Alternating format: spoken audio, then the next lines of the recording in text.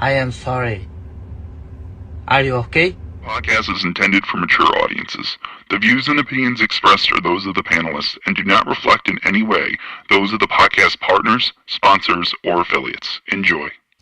Hi, this is Michael Buffer, and you're listening to the voice of the people. Let's get ready for Boxing Voice. Every day I'm hustling. Every day I'm hustling. Every day I'm hustling. Every day I'm hustling. Every day I'm hustling. Every day I'm hustling. Every day I'm hustling. Every day I'm. Canelo, are you ready?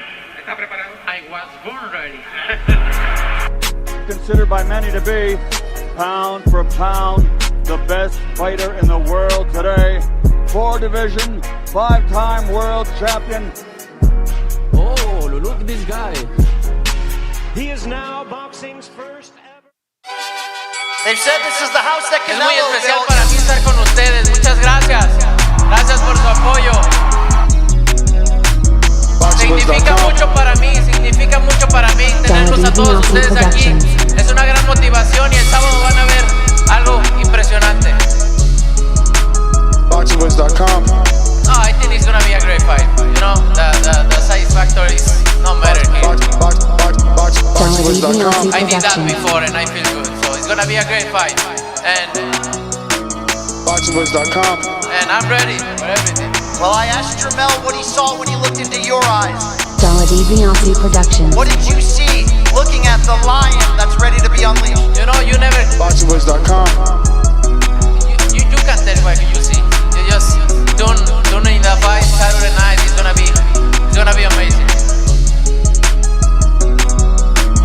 Y háganlo con responsabilidad, pero por ahí debe andar una de las BMC. ¡Viva México, cabrones! Eso significa BMC. Vayan y agarren que yo invito. What up?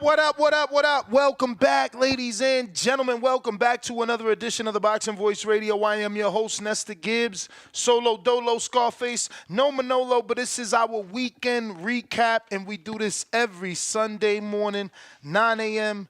Eastern, 6 a.m. Pacific Standard Time, and it's no different this weekend as we have a huge recap to discuss. Canelo Alvarez fought Jaime Munguia.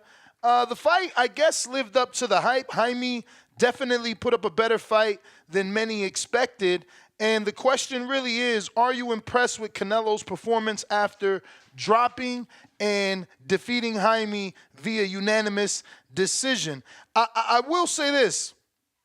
Canelo gets a lot of hatred, man, but, man, he's got elite level power. This guy just keeps knocking down almost everybody he faces. Now, the knockout is a little bit different, but he is able to get knockdowns on these guys. So we got to start considering Canelo with elite level power. But this is what we're going to be discussing. If you guys are interested, you know what to do. You can join us right here on youtube.com/The Boxing Voice, where I hope you've already subscribed and made us your choice. What's up, ladies and gents? Welcome. We had a good night of fights. Stenonius did his thing for sure.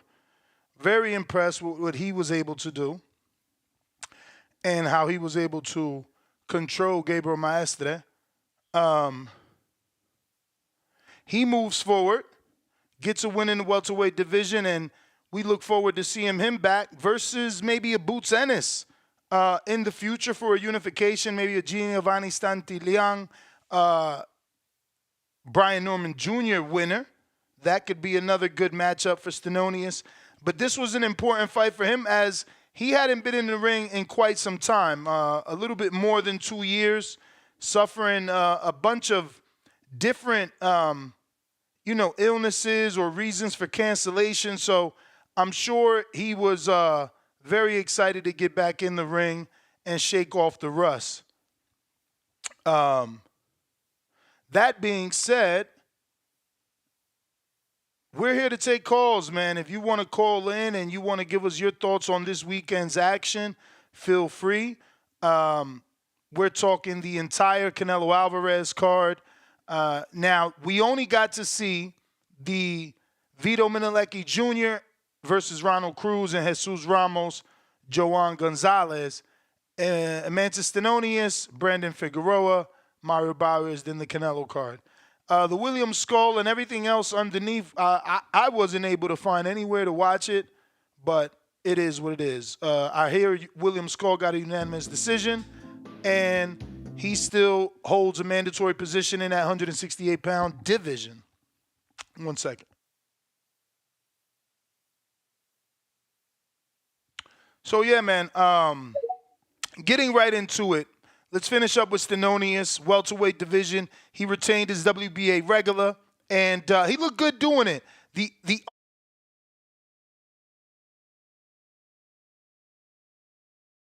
He keeps getting hit with shots. He likes to catch those shots on the earmuffs for whatever reason. But, you know, he still looked good doing what it is that he did. And that jab is just something that's going to be a problem for anyone. Now, the issue is that jab could be countered because he's not moving his head. They just got to start timing his jab. And, you know, maybe it will lead to some issues for Stanionis. But yesterday, the jab was on the money. And obviously, Maestre was not considering anything when it came to timing Stanionis' jab. He was only considering getting hit by that motherfucker over and over and over again. But, again, credit to Stanionis. Great game plan. Stuck to it, too. You know, never once stopped pumping that piston-like jab. Again, my biggest knock is no head movement. He stays in that line of fire. And, you know, it's not what I want from a guy that I'm rooting for because, you know, you're just giving your opponent an easier opportunity at gaining the win over you. So, yeah, I don't know. Stenonius may need to work on that. Now, we understand that there was a lot of rust. You know, he hadn't been in the ring in over 2 years. So that could play a part in it. But we've interviewed him here.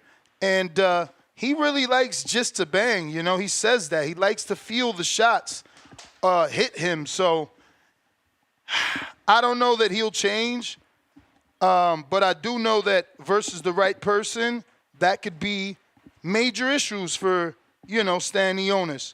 But last night, it was not, and it worked out well for him. So, yeah, credit to him. He moves forward, got the rust off. The biggest fight for him and any other welterweight is Boots Ennis. So let's see what Stanionis does. Remember, he told us he's a free agent. He doesn't have a manager or a promoter. He just was working with Shelly Finkel. So he may have an opportunity of making some of these big welterweight fights.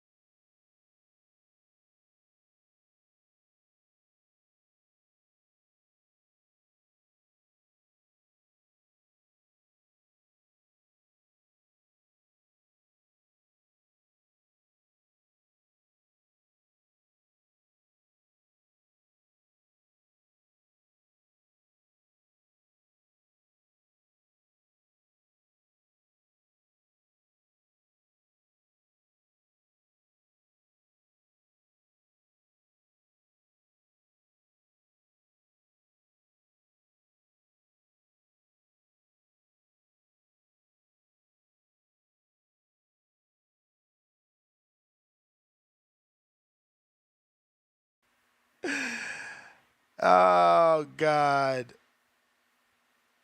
So I have not been looking at these goddamn messages. I did it again. Another monologue.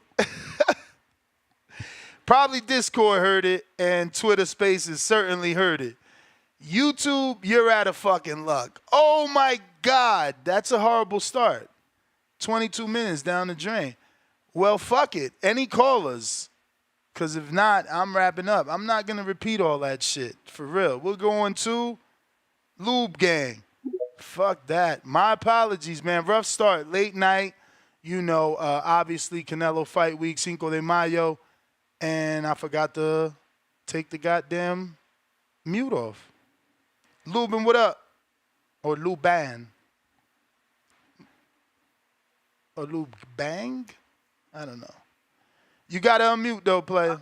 We hear you. And that's how you think Canelo, you think he held back or what? No. No. I mean, he's the first person to knock down Jaime Munguia. So how could he be holding back? He did something that nobody can do. But I feel like he should have got him out of there, you know. Like, got him out of there, not with the distance. But I feel like he was too patient. Yeah, but nobody's gotten Jaime out of there. And Jaime was hitting Canelo with some shit. I'm literally watching the fight. Shout out to Prime. They do have playback. And, yeah, I mean, I'm in the 9th round. Jaime is fucking walking Canelo back. Like, it's just the experience of Canelo. You know, that's what he has over Jaime. And obviously elite level power. And Jaime's not really a 68-pounder. You could tell in their bodies, Jaime is so much slender. His back is no way near as wide or as big or as muscular as Canelo. He still has time. He's young, you know. But he looked okay. I think he did well. He did better than Charlo. Yeah, I was thinking the same thing. He did way better than Charlo. Charlo didn't come to box. And he came to box. So he really put on the performance. Like, I watched the whole fight. I was, scoring the whole fight. So I feel like he did something, and his future gonna be bright. For sure. Ness, how you feel about the knockout? I DM'd you. The knockout? Yeah. Of who? Bank and Fire on Instagram. Me. You liked it. It was like, what, last week, I think? What you talking about, the creator one? Yeah. Okay, yeah. So you the guy that you was calling in saying you had to fight. Yeah, I watched it. You all right. I mean, you still got, to work on technique, but you got raw talent and power. I think you dropped him twice in the clip I saw. Yeah, I think I dropped him 4 times. Oh, shit. But Border Wars, I'm trying to, come to Border Wars. You right, though. You were with the technique. I got to get better, but I'm going to get better every fight. But you definitely look like you got, natural power for sure. Yeah, that shit felt good. But I appreciate you, Nuss. Next fight, I'm putting the boxing voice on my trunk, so appreciate you. All right, champ. Appreciate you, man. Thank you. Without you, there's no us. Fucking monologue is shit, so we're just going to keep it moving. There was 17,492 cheering fans for both Canelo Alvarez and Jaime Munguia for Cinco de Mayo on this PBC on Prime weekend. Tim Cheatham had the scores 117-110. David Sutherland had it 116-111. And Steve Weisfeld 115-112, which is pretty tight. You consider that would have been 115-113 if there's no knockdown, which means, what, that's like 7-5? So it was closer on some judges' scorecard. Canelo could be beat. I mean, I don't want to really introduce David into this conversation, but we seen Jaime Munguia do what he does best, and it give Canelo problems. And what was that? 6 punch combinations, 4 punch combinations. Look, in the 10th right here, he doubles up the right to the body on the right side. Boom, boom, doubles it to the left, comes up top. Like, he keeps Canelo very busy. I just don't know that he has, I don't want to say he doesn't have his man strength. He's 27. He's done growing. But he just looks like a kid in there with Canelo. He was bigger in terms of height. He was longer in terms of reach. But the talent wasn't there.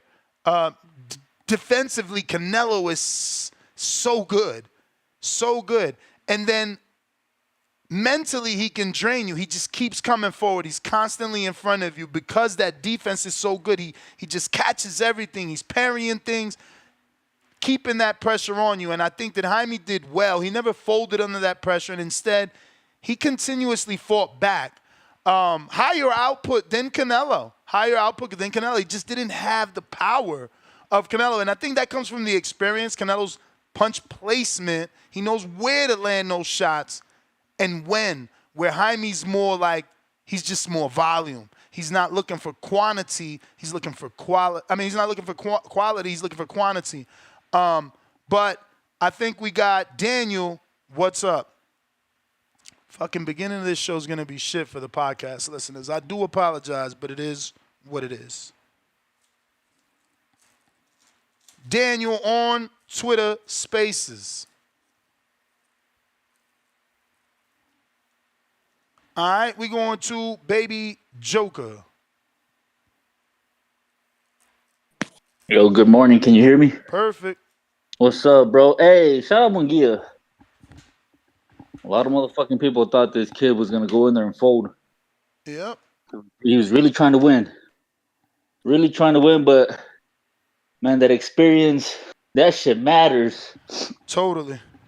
Fucking Canelo, man. Those first 3-4 rounds, goddamn, Munguia was in there looking sharp as fuck, bro. Mm-hmm. Real sharp. He was hitting him with that jab. Was pushing him back. I was actually surprised. I was like, damn, can you keep it up? He tried, though, until he got caught, and that changed the whole pace of the fight, bro. Canelo, goddamn, his fucking defense. I know Munguia was throwing a bunch of punches, but, oh, he was blocking all them hoes. He was just fucking, they were just hitting his forearms, his gloves. He wasn't really getting hit.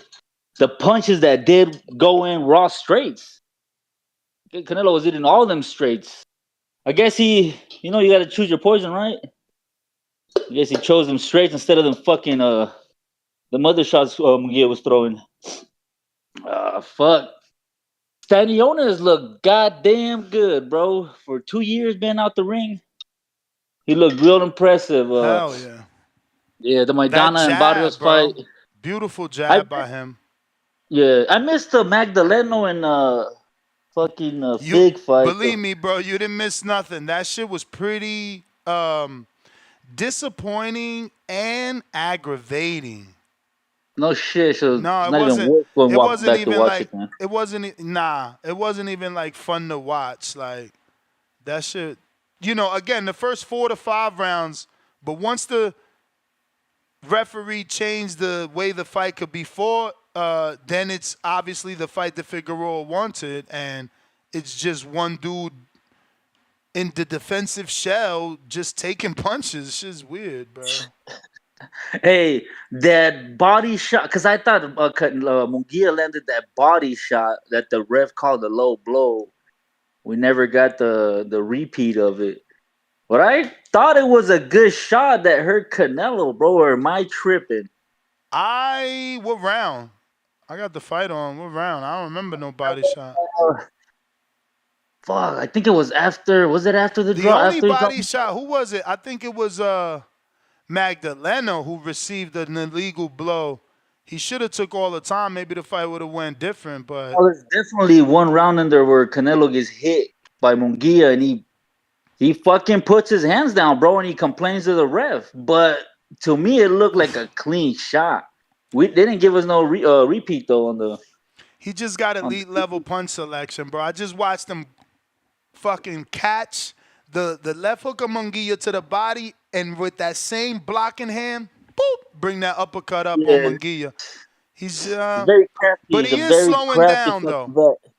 He is slowing down. Munguia landed nice right hands and a lot of combination punch. Again, I just think Munguia didn't have the power because he focuses more on throwing so many punches, so they don't really none of them matter because he just wants to throw. Versus Did you Canelo, see he's throwing one at a time to make them shits hurt. Did you see the clip where after the fight, him and David have a face-off?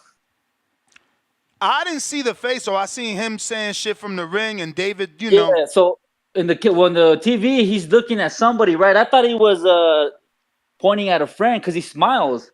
But I had seen a clip earlier where him and David are facing each other off, and he's telling David right now. Yeah, but you saying he stood in the ring. He didn't sound like that after the fight when he gave a speech. But I hope we get it. I hope we fucking get it, bro.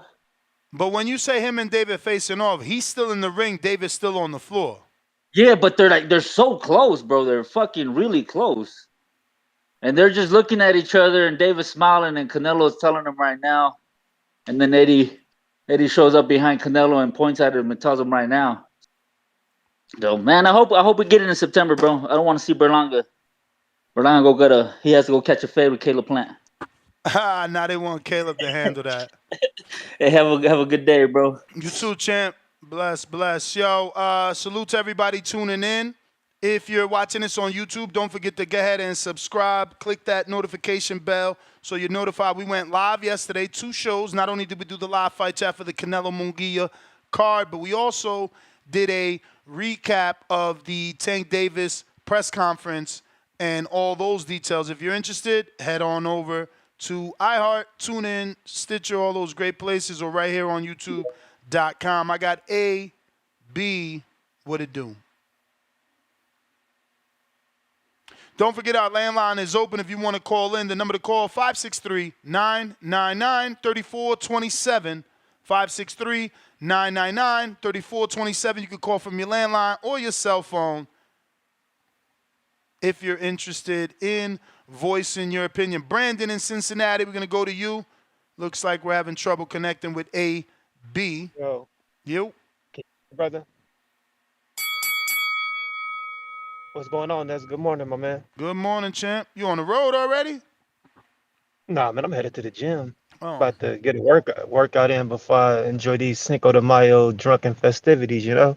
But the fight kind of went how most boxing experts thought it would go. I thought Jaime's key to victory was up the tempo, win the battle of output, be able to hold center of the ring and kind of overwhelm Canelo and not allow Canelo to fight in spurts. And he did that. He forced Canelo to fight at a higher output than we've seen Canelo fight in a while. He had the higher output in the fight. He did some good work. But like a lot of callers said, it was just Canelo's defense. And Ness, you keep saying you don't think Jaime had the power. I don't think it's that Jaime didn't have the power. I think Canelo's defense didn't allow him to hit clean a whole bunch. His defense was pretty good, where he would probably block the first 2 or 3 shots and the 4th or 5th shot to get in. So I just think Canelo's ring IQ and defensive savviness just didn't allow Jaime to really hurt him much. And then I think Canelo won the fight on cleaner punches. I think all the rounds were competitive because of Jaime's output, but I think Canelo was winning rounds off cleaner shots, eye-catching, more eye-popping shots, and he was placing his shots. Like you said, you had one guy throwing shots and you had one guy placing hard, accurate shots. So I think that's why Canelo won the fight. But all in all, Jaime Munguia fought the way I thought he should fight. He didn't fight like he was just there to collect the paycheck. He did a very good job, in my opinion. Like I said, all the rounds were competitive, in my opinion. I just think Canelo's experience and ring IQ and defense, along with him landing the cleaner, more effective punches, is what won him the fight. Jaime has nothing to be ashamed of. I do think Canelo's gas tank surprised a lot of people, because for the longest we thought, well, Canelo fights in spurts these days because he doesn't have the engine to fight at a high pace for 12 rounds. And I think his engine held up pretty good. So did Jaime's yesterday, because like I said, Jaime was dictating the pace and forcing Canelo to fight at a higher pace than he's fought in the past. Like, he wasn't just sitting there, wasn't able to just sit there, coast and counterpunch like he did against Jermell and guys like that. So salute to Jaime for that. But yeah, but Canelo looked pretty good, man. He looked small. Like I noticed that, like when he was getting his hands wrapped and standing up, he looked little. Like if he fights David, that shit's the optic of him and David is gonna look crazy when they get in the ring, because Canelo's he's not a very big guy, man. Like 5 foot. But I'm gonna let you get some other callers, man. But yeah, I'm thinking we're gonna get Berlanga next, if that's my opinion, and Canelo's gonna watch that nigga. But that's my call, Ness. Y'all have a good one, brother. I wonder why you think we're going to get Berlanga. I mean, like Baby Joker said, you know, Canelo acknowledged David yesterday. He basically, we don't know what he was saying. He was pointing at him, pointing at the ring. You know, it felt like you next type of moment. From Brandon to Brandon. What up, Ness, bro? What up, bro? Nothing much, just chilling. So I did see a few clips of the fight last night between Canelo and Munguia, but other than that, I did not see many of the entire fight. I didn't have a chance to purchase it. But overall, it was a pretty decent fight as far as I can tell. Canelo is a joy to watch. He's very muscular. He's very tough, strong. He doesn't take punches that often, but when he does, he comes back with a jab of his own, which is definitely a good thing. He has a strong right and left hand, and that's the thing that really matters here, is that he's ambidextrous, which means he can use his left hand and his right hand simultaneously to throw jabs unexpectedly. So he'll throw the left jab thinking that he'll throw the right jab and just automatically use the left jab, cross the defense, and hit the opponent with his left jab, which is seriously a very good skill. And I do believe that is why Canelo is supreme right now. He's the supreme middleweight or undisputed middleweight, super middleweight champion right now. And even somebody like Munguia, who is previously undefeated, he's strong. He beats many of his opponents.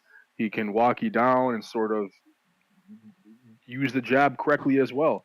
He still got beat down by somebody like Canelo because Canelo is so experienced and so he's a veteran in the sport that he knows these types of fighters. He's been in this type of situations where he understands how these types of people fight, and he can expect them, and he's used to it. So he estimates the best possible route that his opponent will take, and then he prepares adequately. So I think his training is such a vital part of how he's so successful. His coaches, the methods of which he trains. He uses the cold plunge, which I used to use that as well.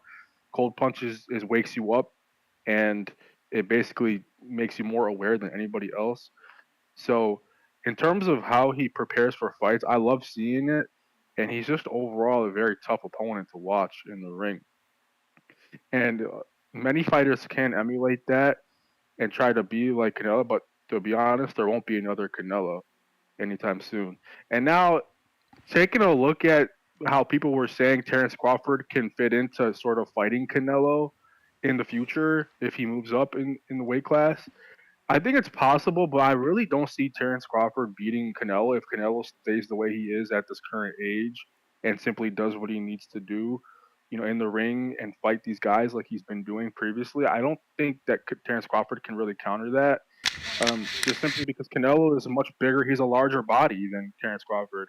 And Terrence Crawford's coming up in weight. He'll have to sort of acclimate to the higher weight class in a different way. like So it's he your has to do a time. lot of preparing to do in order it's to not your time. sort of beat Canelo. But yeah. All right, champ, you the man. If you're watching this on YouTube, smash that thumbs up. And don't forget to click the notification bell. If you want to call in via your landline or your cell phone, that number to call is 563-999-3427. Don't forget to press that one button at least one time. That's going to let me know you ain't just listening. You actually trying to kick it and let people know what's on your mind. We're going to try AB once again.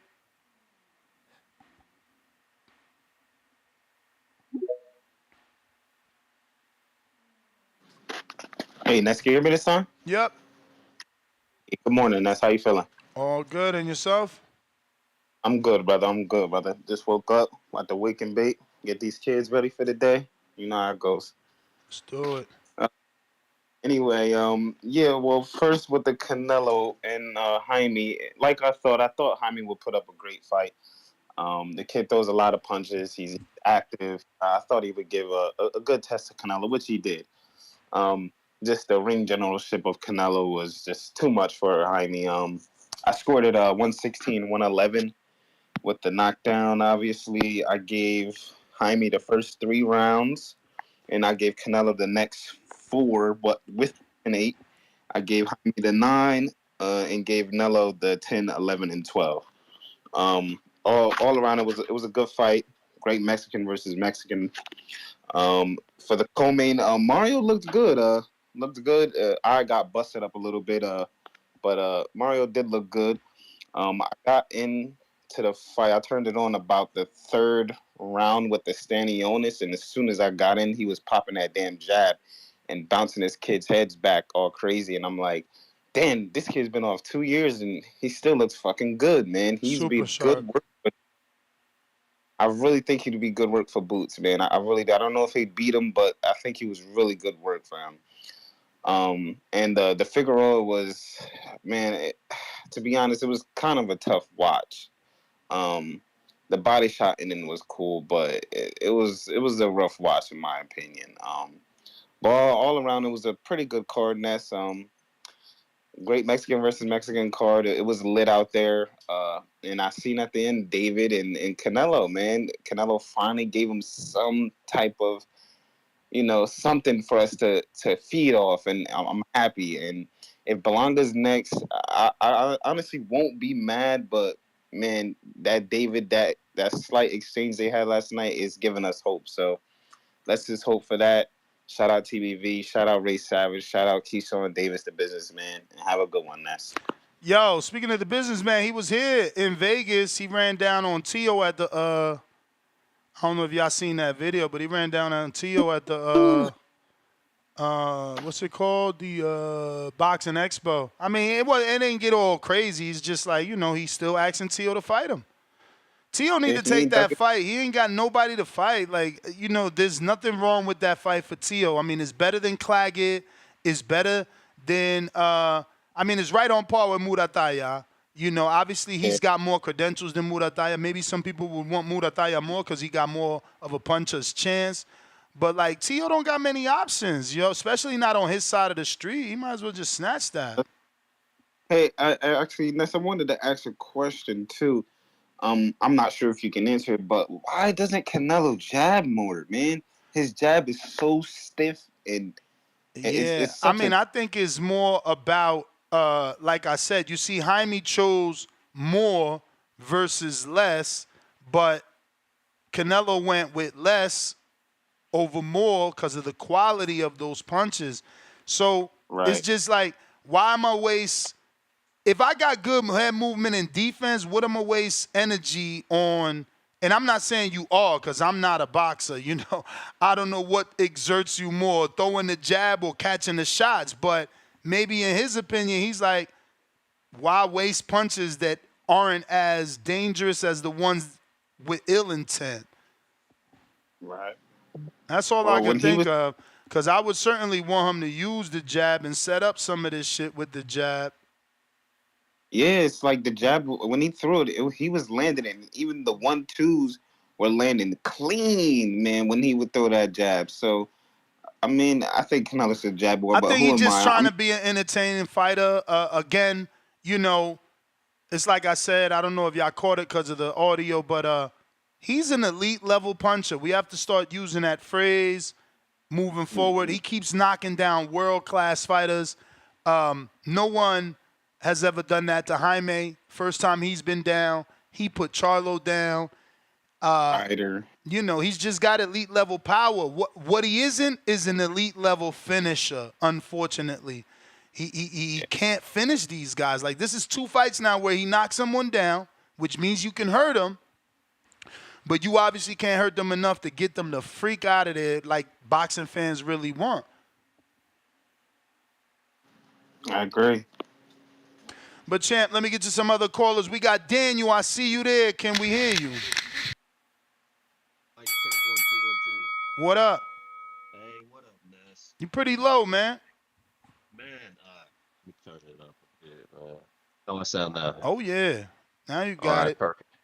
Perfect, man. First time caller, man. Good to be with you guys, TBV Familia. Want to give a big shout out to Ness and Ring Walk, man. Y'all putting in the work out there, man. Looking real proper on the set. Hardin looking nice, man. So y'all are Appreciate leveling it. up. So shout out to you guys, man. Y'all putting in the work. Seeing you guys out there in the mix, man. It was a weekend to say, man. When you thought it couldn't get any better than last weekend, whew, I think it topped it this weekend for sure, man. Just with all the antics, everything, man, building up to the fights. Yeah. Man, even the free pay-per-view, uh, man, the free fights were pretty tight, man. I like that. Vito getting tested, putting in some work, getting some valuable experience, man. I Good to know. see I him didn't come out talk on about top. that. I'm going to give you some more time. I didn't talk about that, but I think we need to be pushing for Vito Zayas. I feel like Vito did better than Xander Zayas did versus Ronald Cruz. I mean, Vito got like 3 or 4 knockdowns, didn't he?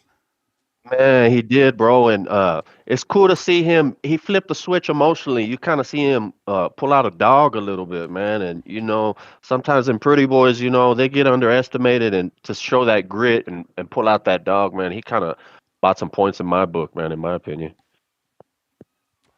Nah, he looked good last night, man. He's coming into his own. Maybe it's the tutelage of Ronnie or just being around those fighters because he's training with some top fighters. You know, his stablemate Truck picked up the win too the day before on Red Hour Boxing, or I think it was 2 days ago. For sure, for sure. I like the platform too. That was my first time tuning into the Prime, from top to bottom. Man, I liked it. The only thing I wish is that they would have had maybe a couple more fights on the free card. I think that would have locked it in for Bro, sure. that's what But they needed to do. good. They all those fights they took off the free card. We didn't get to watch Picasso, who got the fucking knockout and ruined my 5-team parlay. That Man, real talk, motherfucker. real talk. But I But did see Mono, man, so it was great to see Mono put yeah, in some work, man. He showed some grit, man, real tenacious with it, man. So I think he got some fan love, on the Mexican side. So people getting to see the name out there, under the bright lights, gonna buy him some points. I seen him out there mixing it up with Berlanga too, singing to these fans, man. So shout out to these guys putting in work, getting the love from the people, man. That's where it's at. The rest of the card, man, pretty cool. Stanionis did his thing too, man. I think he needs to get in there with some Eastern Europeans, maybe somebody, on the same level that can bang and, see what they're about.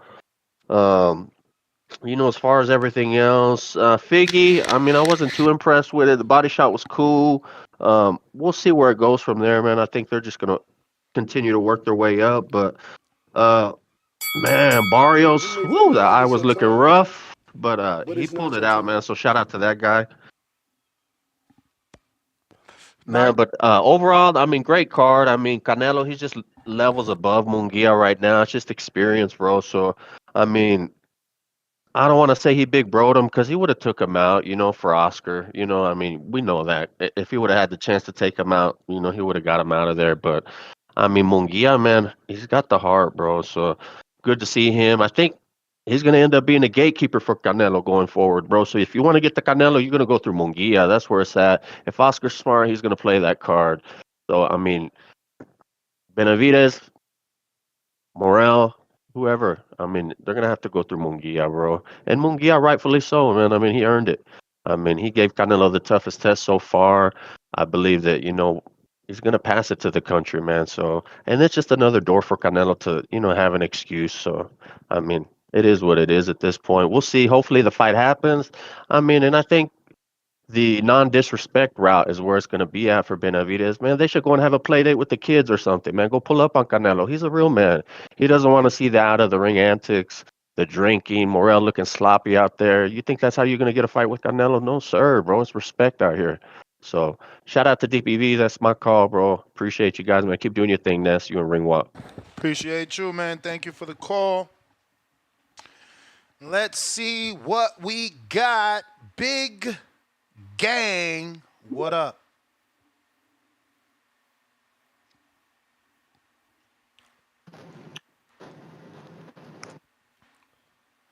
Big Gang. You muted yourself, player. We heard you, or at least your background noise. All right, we going to EJ. What up? Oh, you there, Big Gang? Big Gang. Big Gang. All right, EJ, you there? EJ. Hey, can you hear me? Yes. Yo, I think the dude just said something about he wanted Stanley Otis to fight Eastern Europeans, but he got the belt.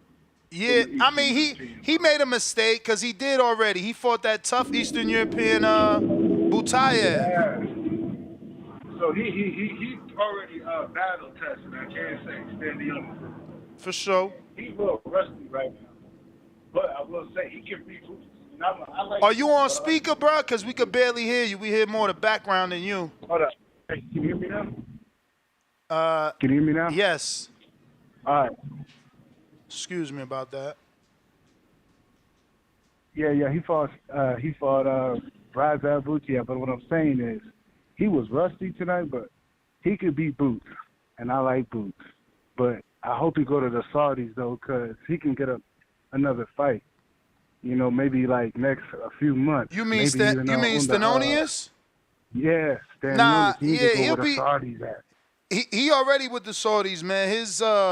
His working manager, because he made it clear on my latest interview that he's no longer on contract with him. But Shelly Finkel obviously deals with Wilder, who deals with Turki Al-Sheikh. So if they need a welterweight over there, he cool. Yeah, if he need a welterweight for Boots, they know who to call. But the thing is, Boots got to be ready for him because he gonna catch and shoot with Boots. He gonna get Boots. I think Boots might knock him out, man. Just based off yesterday. Because think about all the right hands. That's a rusty Stanionis. Don't go off that. Yeah, but he ain't moving his head, champ. He ain't moving his head though. He jabbing. Come on, man. And Maestre. Yeah, but Maestre was counting over that jab, bro. If Maestre could do that. Maestre pretty good though. Okay, but if he pretty good with his boots. All right, Boots good, but this is a 2-year standing on it. I'm telling you. Hey, listen, all I'm telling you is he got to move that head off the line if he going to fight. Yeah, Boots coming right over the top. Soon as he time that jab, boom, because that's how he caught Delorme. He going to time that jab, man. Like, what they were saying about Devin and Ryan. Oh, Devin wasn't jabbing. Why wasn't he jabbing? Because fucking Ryan was catching him with the hook over the jab. So he's like, man, I ain't jabbing to get hooked in the face. Same thing with Jaime. Look at him. He ain't throw as many punches as he normally throw. Why? Because them goddamn counter punches. You know? It's different when you in there with someone that's like that. You know, you ain't going to be Mickey Mousing around like you thought. But let me get to these super chats. Bless everybody that's rocking out with us. If you're watching this on YouTube, smash the thumbs up. Go ahead and subscribe. I'm trying to get to 1 million subscribers. Be the first boxing podcast with that milli. And you know I need it because they don't like me, man. They don't like that I ask the right questions. They don't ask that I ruffle the feathers. So we need them numbers to force them to sit. Brian Kenny style. We got 210,000 subscribers, 706. So we still need about another 800,000 to get to that goal of 1 million. But only 3 more hundred to get to the next goal of 211,000. We have RT boxing with Mr. A, $5. He says $90 for that card was worse for boxing than Ryan popping dirty. Jeesh. Hashtag Hardin. Yeah, no, it was expensive, man. And it wasn't the right undercard. But this is what they doing now, man. They get to do whatever they want. Pristine Sports Network, member for 3 months on that prospect level. No words, all love. Leonard Sterling letting me know that I had no audio. Then he said, audio back. Not 22 minutes, only 5 minutes. Well, I hope it was only 5 because, goddamn, I felt like shit. Lake County, I gave Jaime rounds 1, 2, 7, 10, and 11. And then he got a knockdown. So that's 7-5 minus a knockdown. So AZAP Sam, $2. Berlanga is a tune-up for the elite fighters. We'll see, man. I mean, you guys didn't think highly of Jaime. Now we had a caller call in and say he gave Canelo his best fight. Let's just be real. People was calling Jaime a fraud. a duck. He ducked Andre. He ducked this one. Look, he got in there, and we already had one caller say this the dude to give Canelo his best fight. I'm not endorsing that, just letting you know. Leonard Sterling, 5-pounder. Aegon Sports and Events. I think Skull's promoter streamed live on Instagram. See, some who watched it said it was uninspiring performance. That's sad. Because, as a Cuban, they already get the knock that they're not exciting. This new crop of Cubans has been trying to change that. So, we got to be careful that Skull is not on that Casamayor old style, Rigondeaux. Even though I enjoyed Rigo. I never thought he was boring. Never thought he was a runner. I enjoyed Rigo. Trey with the $50 super chat. Shout out to Trey. This is the best super chats when you say these types of things. Because they got to know it's real. They be trying to sleep on this. Shout out to the Boxing Voice and the betting show. Won $500. And he got the two money faces with the money tongue out from the Great Advice. Salute. And a salute emoji. With 6 thumbs up on that. So he won without betting advice. You know what's crazy? A lot of y'all won because my 5 team almost hit. The only one that fucked it up was Picasso. So the people that didn't fuck with Picasso, they hit 4 team.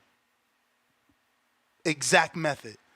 So I told y'all, man, I'm a beast when I practice. You gotta obviously, do the research.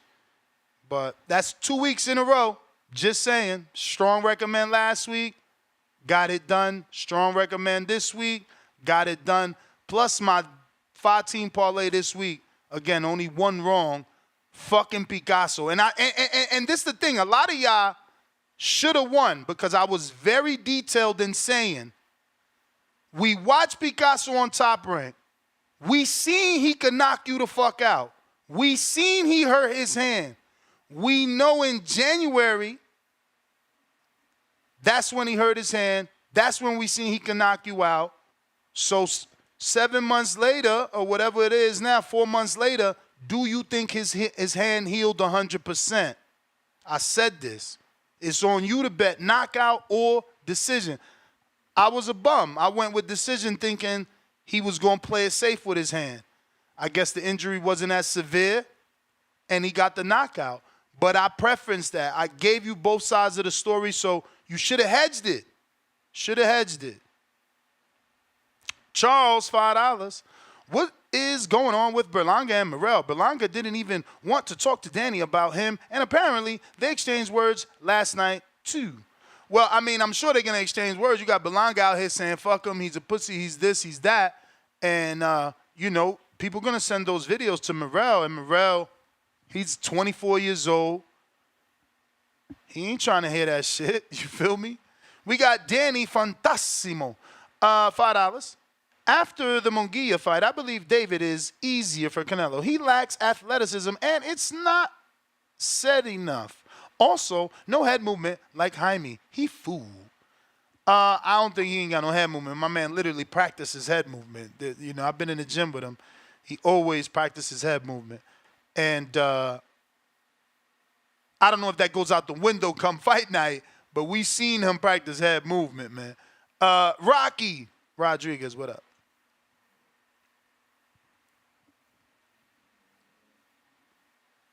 Yo. You hear me? Yep. Buenos dias. What up to you? What up to TBV? What up? Yo, man, that card was kind of rough, man. It did not deliver. The undercard, except for that Stanionis fight, the rest of it, man, was tough to watch. Even the Barrios and Chino brother fight.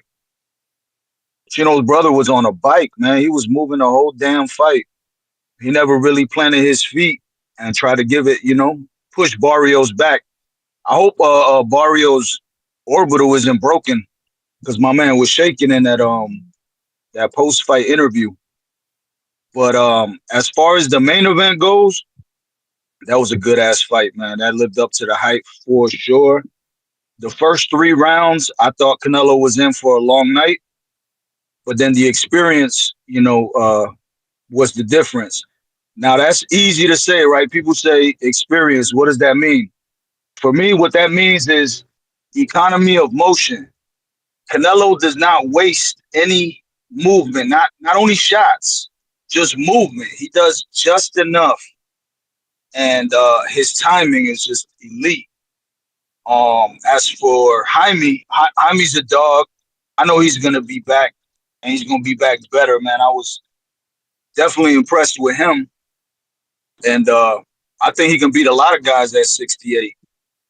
Jaime definitely. I actually want to see the Charlo fight. 54 Charlo, Ironman Charlo, move up and fight Jaime. I don't know about other brother Charlo, but Jaime's up there. Canelo, last thing I'm gonna say about him is I think he is kind of declining slightly, but it's still good enough to beat a lot of dudes. And the David fight needs to happen. It's gonna be a war if it happens. And if Canelo doesn't gas, I'm still picking him to beat David. But that's all I got, man. Y'all have a good one, man. Enjoy the Sunday and all that good stuff, man. Peace. All right, champ. Appreciate you. We got Ims 42-44.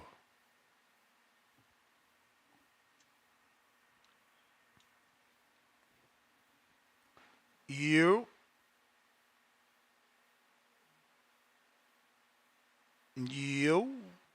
Hines 42-44. If you're watching this on YouTube, go ahead and hit that thumbs up. You there, champ? Yeah, hello. Can you hear me? We hear you. How are you, man? I'm good. All the way in Australia? Yeah, Australia. Salute. Look, man, solid card. It was a great performance from Canelo. Look, he showed maturity and his real experience in this fight. He took his time, picked his shots, and he wasn't erratic in his shots. For example, like the jab of Canelo was really the difference maker this fight. He caused Munguia to really, make him reset every time he tried to get something off. And Canelo's really changed. I don't know what it is. Like maybe his wrist injury or, a lot of mental training, because he was really looking for the knockout past couple of years. He got the knockout with Billy Joe, Plant, and he went into Bivol. He'd set up that double jab and the right hook. That didn't really work out, and it's nice to see this different side of Canelo towards the, the end of his career, and he's really thinking about, where to place his shots. And look, it was a really impressive performance, honestly, because that's a different side of Canelo. I haven't seen that in a while. And just on that Bud fight, I don't see how Bud is gonna beat at Canelo. I don't see him outboxing him for 12 rounds. It's gonna be tough, but that Benavidez fight is gonna cause Canelo to work a lot and gas more. Because look, he didn't gas today, but with someone like Benavidez, as long as he is and the way he fights, it's gonna make Canelo he's gonna have to fight a lot harder. And I'll just give that to Benavidez just by an edge. But that's all I got for you, man. Thanks for having me on. All right, champ. Appreciate you.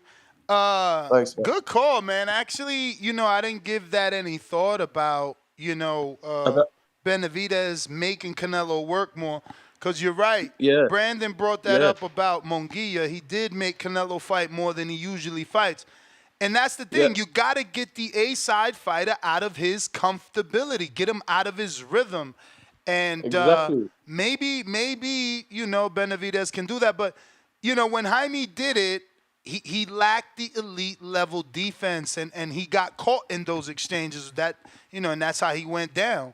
So 100%. And maybe his Benavidez technique can do wasn't something. great. He couldn't really follow up with the shots. Like, he'll be stuck in the mud.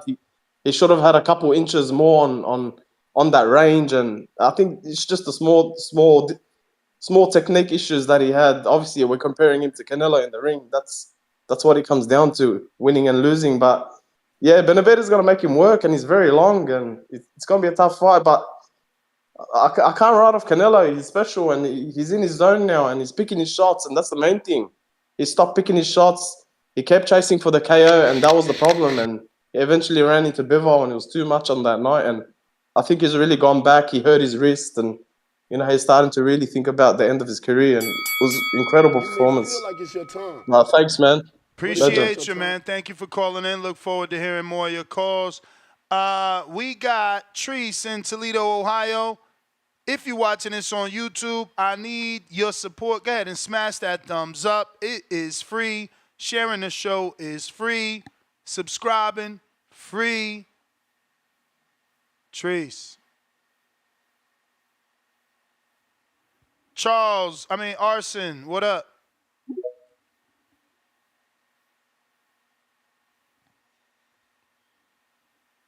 Gotta unmute. Come back to me. All right. Timboski.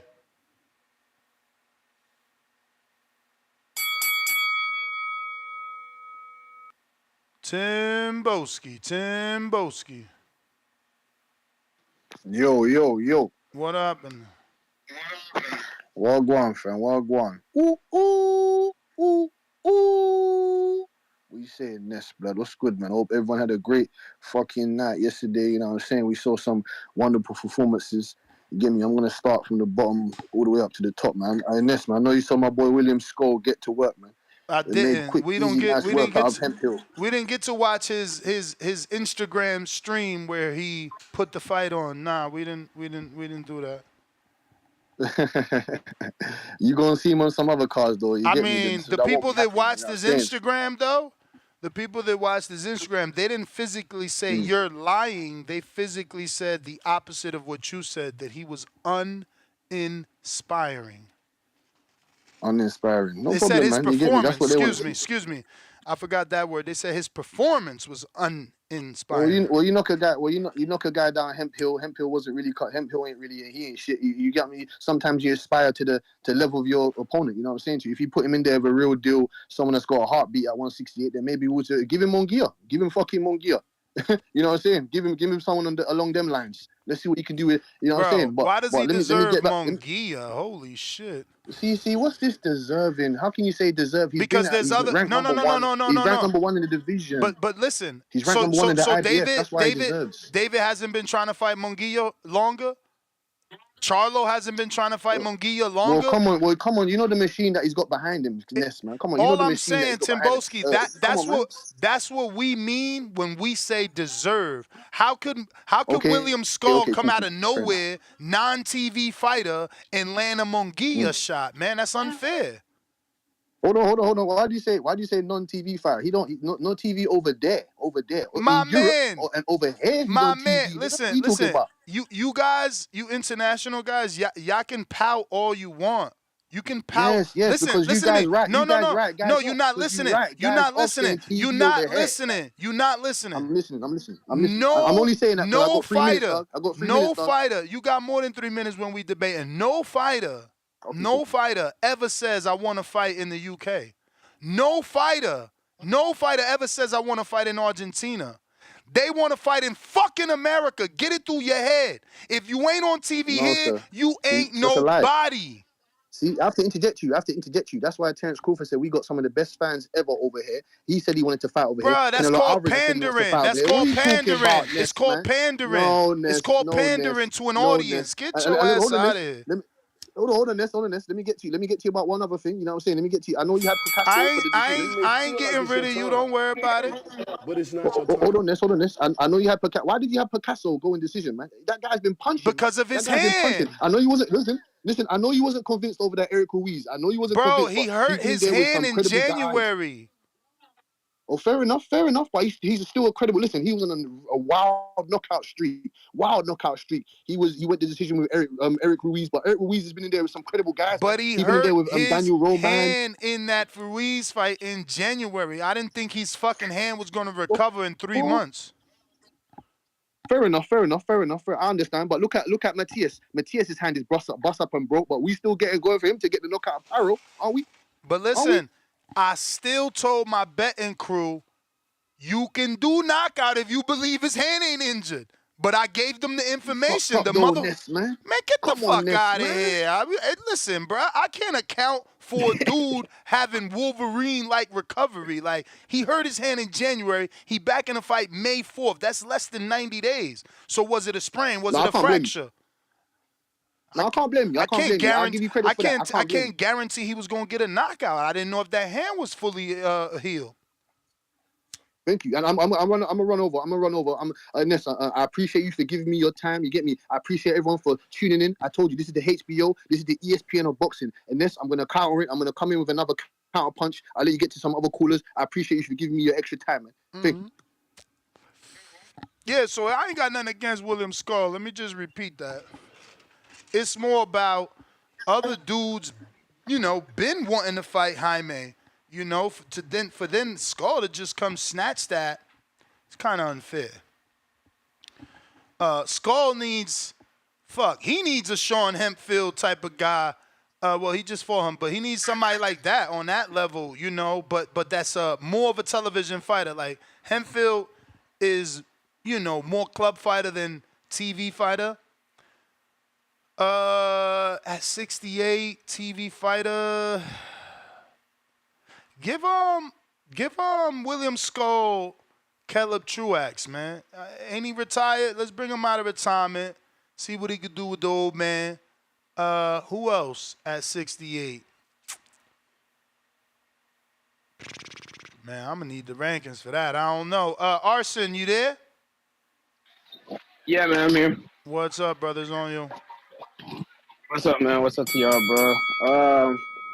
I think Munguia did better than I expected. I did have him win the early round until, the knockdown.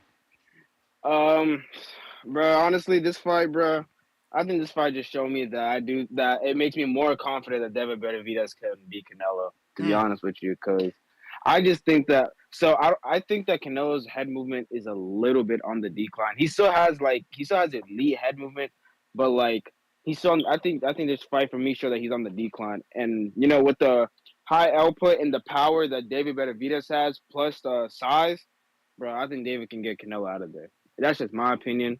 You know what I'm saying? But Munguia's stock, I think this fight was kind of like a Tank Davis Pitbull kind of thing.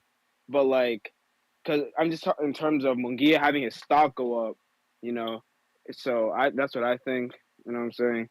The undercard, it was all right, I guess. For nothing, but it was all right. But Munguia did his thing, man. You know what I'm saying? Honestly, man, he did his thing. But I got David Benavidez getting Canelo out of there, man. No lie.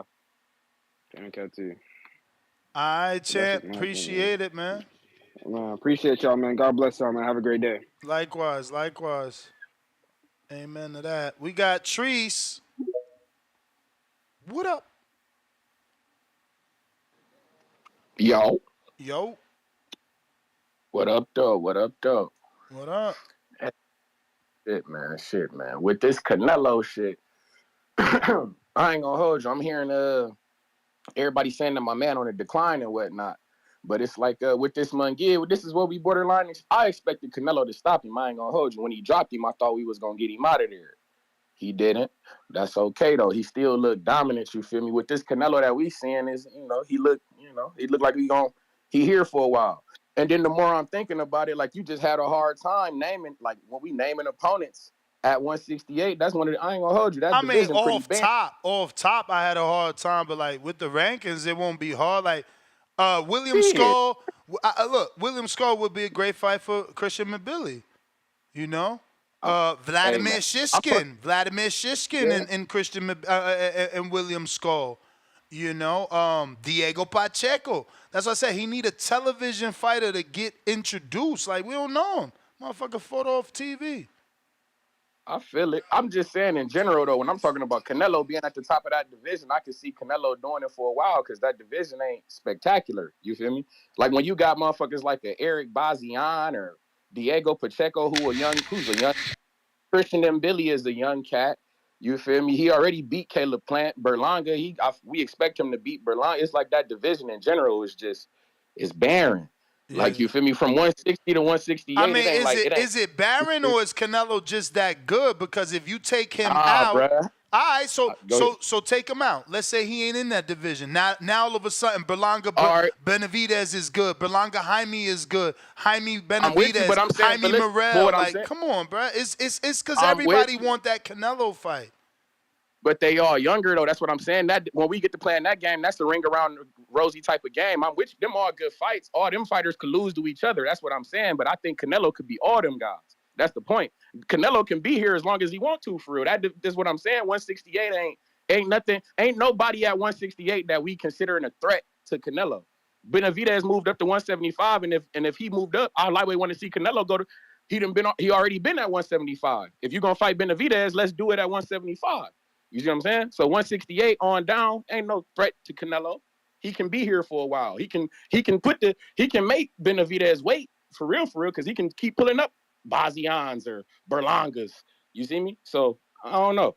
But hey man, hey. Shout out Jesus Ramos, man. Yeah, you made me look. Hey man, I know what I'm talking. Shout out Timboski too, man. Hey, everybody don't got that elite eye, man. Some of these guys you just gotta, watch and study, my guy. But hey, shout out TBV, shout out Toledo, Ohio, man. Y'all know what the fuck going on.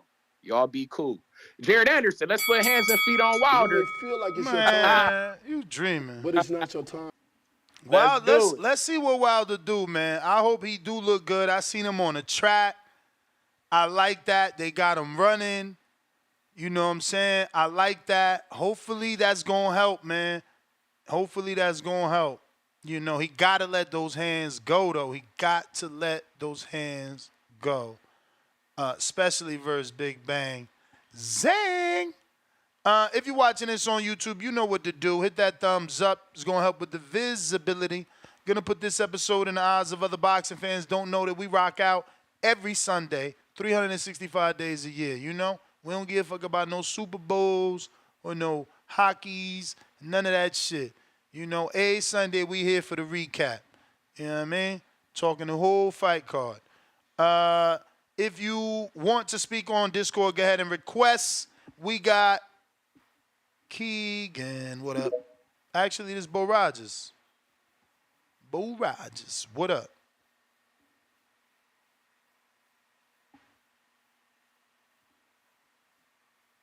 Gotta unmute, Bo. While we wait for him to connect, there you go. Here we go. Here we go. What up, champ? What's good? What's good? Yeah, that was a interesting fight with Jaime and Canelo. Most people can't beat Jaime Munguia. I'm gonna just go ahead and say it. I knew he was tough. I knew he was good. I won't sleeping on him.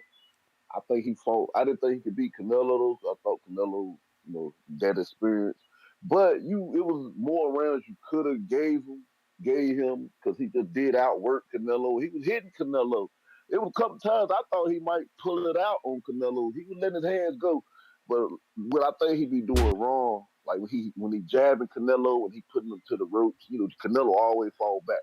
Everybody get overexcited when they got him leaning on the ropes and want to keep going in on him, allow him, because he just looking for a counterpunch. Yeah. You got to do like Billboard and Floyd now do. Hit him a couple of times, then Jump get back up off out. him. Yep. Get back on him, because he ain't going they ain't go back in on. That's how you beat But Canelo. it worked for Jaime. I don't know if you Jaime- remember. Jaime landed in that exchange, in one of those exchanges where he walked Canelo back. He landed a straight right. That shit really yanked Canelo he head got him back. a couple of times. Yeah, he got him a couple of times. What I don't want, I want Edgar Ballard to have to fight Morrell or Jaime, and I want those guys to mix it up and then get Canelo, because them guys ain't fight. They keep fighting lower. They not fighting the guys we want to see them fight because they trying to say themselves for Canelo. And this is the time right now to start putting more pressure on them, like we be putting that pressure on Canelo to fight Benavidez and stuff. These guys are right there in that Division 2. They got to fight each other. And that's gonna how we I gonna mean, know. I But I think don't people think both putting of those guys pressure. like how many. I think people are putting pressure on Berlanga to fight Morrell. That's why his recent interviews have been like, "Oh, fuck him, I ain't been fuck him, bigger and better than." So they putting pressure to fight That's Plant, what and I'm Plant saying. He putting ain't acting pressure. like he really. Yeah, but he ain't. But Long ain't acting like he want to do nothing. He trying to act like he just waiting on. Cause I want you to go for all this. If somebody call you out, I want you to, especially if you calling people out. If you ain't calling people out, I don't really put too much pressure on you. I just let you go with your flow. But if you out here calling people out, you can't be dismissing call out. If somebody call you out, you gotta you out here acting I like mean, you hunting people that's down. that's If not somebody that's call not you out, you that's not gotta then. necessarily true because it's like I'm shopping for a car. Just because you selling a car don't mean I got to buy your shit. I'm shopping for a specific car. Belonga looking for a specific fight. Just because you calling me out, I still got my own plans. But You he may ain't. feel like it's your time, But I'm thinking it's a but it's bunch of not your ones. time. I'm thinking it's a bunch of guys in that weight division that'll beat him, and I want him to fight them guys. That's all. But I'll holler at you there. Nah, I hear you. It's just you got to understand, bruh. Excuse me. Berlanga been watching the sport just like every other fighter been watching the sport. They just watch Jaime. Where is Jaime dangerous fight?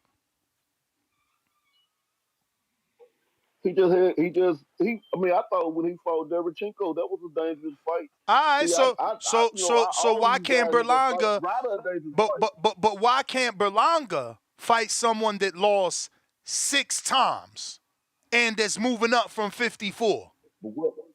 Cause that's what you telling me. That's what he You doing though. telling He me. fighting the You hustle telling guy. me. You telling me that Sergey Derevchenko, who got like 4 to 6 losses, cause I don't got box record. I'm on a smoke break.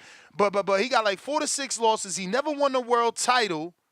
That's Jaime's toughest fight. But we want Berlanga to fight Morrell before he fight anybody. We want him to fight Plant. Motherfucking Jaime ain't fight Plant. You see what I'm saying? It's He get ready to unfair. fight. He get ready It's to fight unfair this Giselle. standards for certain fighters. Unfair standards. Like how many 54-pounders David Benavidez fought? Why can't we give Morrell? I mean, Hold on, let me say this. let me give some 54-pounders to Berlanga. Well, Jaime was a champion before. He had been a champion. He come up through the ranks fighting. He beat that dude that beat Cotto. I got to give him credit for those fights. Yeah, that was a I got to give him credit welterweight. for he That was was a working his welterweight. way through. That was a Yeah, but welterweight he beat.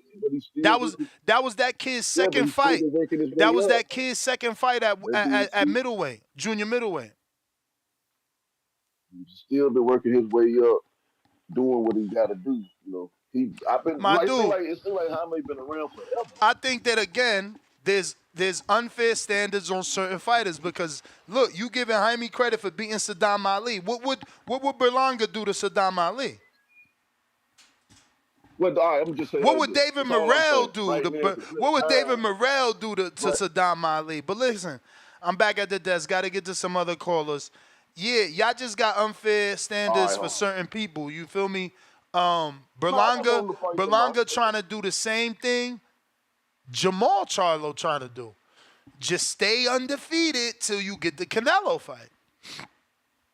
What's Charlo's most dangerous fight? Korobov? I mean, which one is it? You know what I'm saying? So it's like, motherfuckers trying to get that Canelo fight, bruh. Or whatever's next. If it ain't gonna be Canelo, the next big payday. That undefeated record is all a marketing tool. What's up, Ness? What up, Charles? Man, what's going on with you, man? Appreciate the work you put in last night, the last couple of days, man. I'm excited about what's going on in boxing right now, despite what went on with Ryan Garcia. I was really down about that. But let me say this about last night's performance. I'm just going to talk about Canelo because I don't have that much time. I think we need to, and I'm not saying you specifically, Ness, but I think other people thinking that Benavidez is going to walk through him. I think we need to calm down on that, because what I saw last night, yes, of course he's slowing down, okay, but let me say this, and one caller alluded to it earlier. Um, he's got that experience. He's not wasting any motion. He's not wasting any punches. Of course, I want him to jab more. But what we got to remember about last night, and I know Jaime is not on the same level as a Benavidez. I'm not saying that, but what we got to remember is, Ness, I've never seen him more sharper, cerebral-wise, than he is now. He's thinking the boxing game.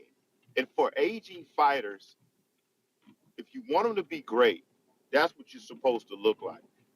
Floyd, when he got older, of course he didn't look the same. I mean, of course, Floyd has dominant skills, but you could see him thinking the game. And so I think people need to slow down. If he fights Benavidez, we need to stop talking about the output in the youth as far as being able, the things that can beat him. Now, Benavidez definitely has a lot of output. Is he a better fighter than Jaime? I think so. But we got to give credit when credit is due. And of course, I had him winning that fight before the fight, and I had it by decision. But I think people need to realize that where he's at now, and I'm going to get some flack for this because people are going to say, well, Jaime's not on his level, Charles. But people got to remember this. The way he's thinking this game right now, and that's exactly what you want to see from the greats. He's thinking, he's not wasting any emotions. He's on an elite level as far as how he's thinking, how he's boxing. Now, of course, I want him to jab more, but people need to slow down on this. Benavidez destroys him. And I could be. Some people are going to also say, well, Charles, you are what you are, when you see the latest fight. But we have to give Canelo credit, because now more than ever, he's not wasting any emotion. Is there some things that we want to see him do? Yeah, of course. But he's an aging fighter, and people got to remember that he's still on an elite level because he's thinking the game so well. And so I think people need to slow down on Benavidez destroys him. Now, people need to remember this. Benavidez is young, but he's going up to 75. If he comes down to 68, that's a longer training camp. I just think the fight is more closer than what people are talking about with Benavidez and Canelo. But I hang up, Ness. Appreciate you for putting me on, man. Thank you. Appreciate you. Malcolm, what up? Damn, hold up. Malcolm.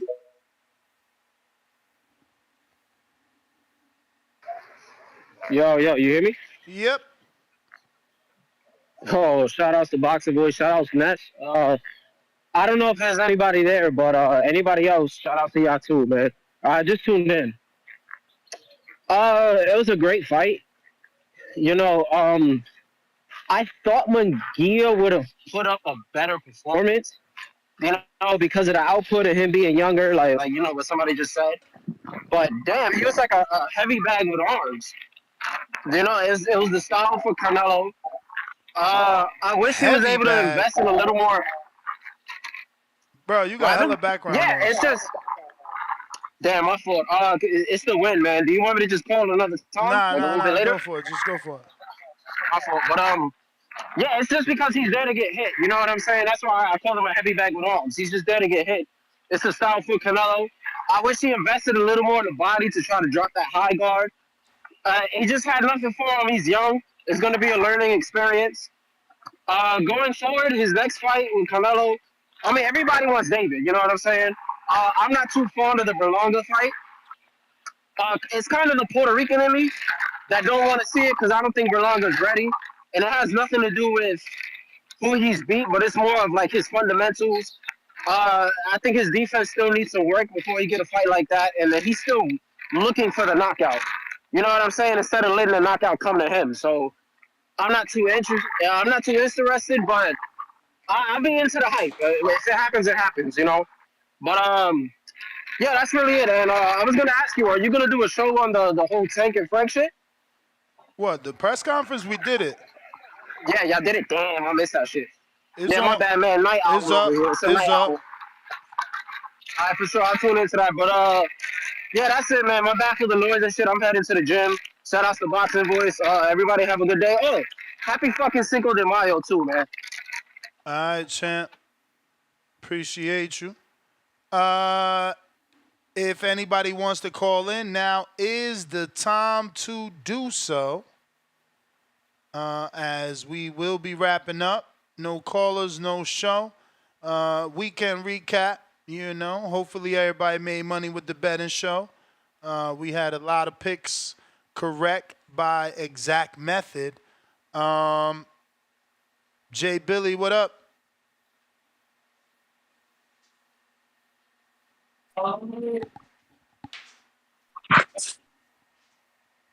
My bad, man. Yo. Audio. You got me? Yep. Good. Yes, shout out. Putting in that motherfucking work on a Sunday, man. It was a great fight. It was a great fight to me. So, I didn't see, Jaime Singh got touched. You feel me? That top 3 chin, it got tested. You feel me? What happened? And I was thinking something last night that the first caller said. He said, do you think he was going easy on him or something like that, right? Yeah, that first caller said that. I didn't think that Canelo took it easy at all. I do. I really do, because it was multiple instances where he was about to throw like that signature left hook to the body, and then he like stopped midway. You know what I'm saying? And then he'll get ready to throw an overhand right, and he'll stop midway. So I'm like, oh, he about to set up something big. I even said in the chat, like, Jaime about to go out the next 2 rounds, because I thought Canelo was saying something up for that, like he was feigning so he can get Jaime's reaction to set up something big. But I don't know, bro. I really feel like it was either he just didn't want to do that to Jaime, because you saw when he put him down, like it was just so easy. You feel me? It was like, I don't know, taking candy from a baby for real. But I don't think he wanted to do that to him. I think it was kind of mercy. Or it could have just been him wanting to get some rounds in before September 9th, if it's really going to be David. He wanted to go all the way to distance. You feel me? But did you not catch those instances? It was past the 6. I can't tell you the exact round. He came with a lead left hook, but he stopped halfway like it was a feint. But he was about to throw it, and he did the same thing with like an overhand right. You didn't see that? It's just me? Yeah, I ain't see that. I seen Canelo taking pages out of Bivol book, though. I see he learned from that Bivol fight. He was doing the 1-2-1 quite a bit. Yeah, and like Buddy said before, I wish he would throw the jab more, just like Berlanga. Like, he has a strong, educated jab. But none of Jaime's shots, to me, they didn't look like they was affecting Canelo. Like, Canelo has a mean poker face. But at the end of the day, like, Canelo was just taking those and just carrying, coming forward. Slip a few, parry, straight come forward. So it was hard for me to judge the round because Canelo was just looking so dominant. And I feel like another thing, he could have been showing mercy. I said that, but I feel like he didn't want to show David everything he had. You know what I'm saying? He knew David was right. Hey, I'm just saying. Crazy. Because we know. My dude, hey, bro, my dude. Talk to me.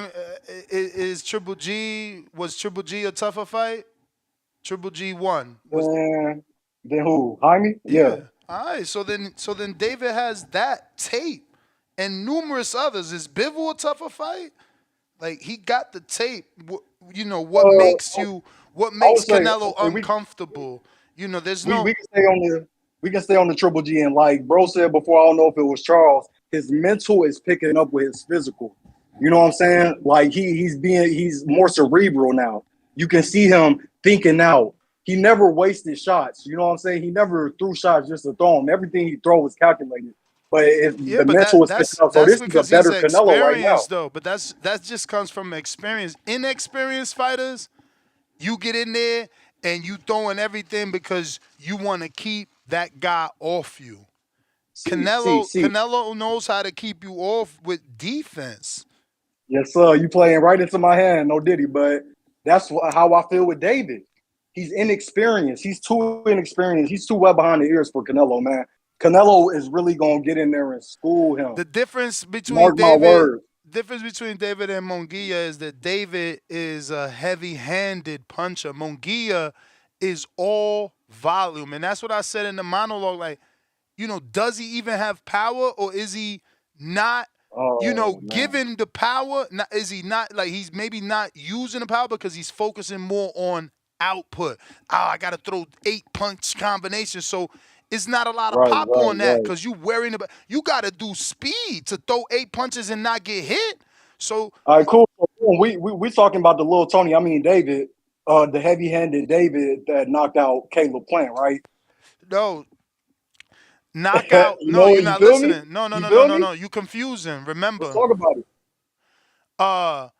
Being a knockout artist is different from being an elite level puncher and different from being heavy-handed. Canelo's an elite level puncher. He gets knockdowns almost in every fight, and he can get a knockout, but he hasn't gotten one in a while. But he's a puncher because he keeps getting knockdowns in every fight, right? David, he ain't no one-punch fighter. He hasn't proven that. And he ain't a dude that's going to knock you down in every fight. What he has shown us, that he's a heavy-handed puncher that wears you down. He don't get you with no big right hand and you're out of there. He wears you down. He's a mauler.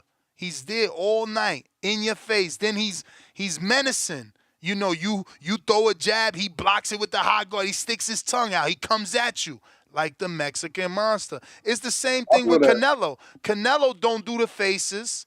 He don't do the smile. He don't look menacing, but he's right in your face.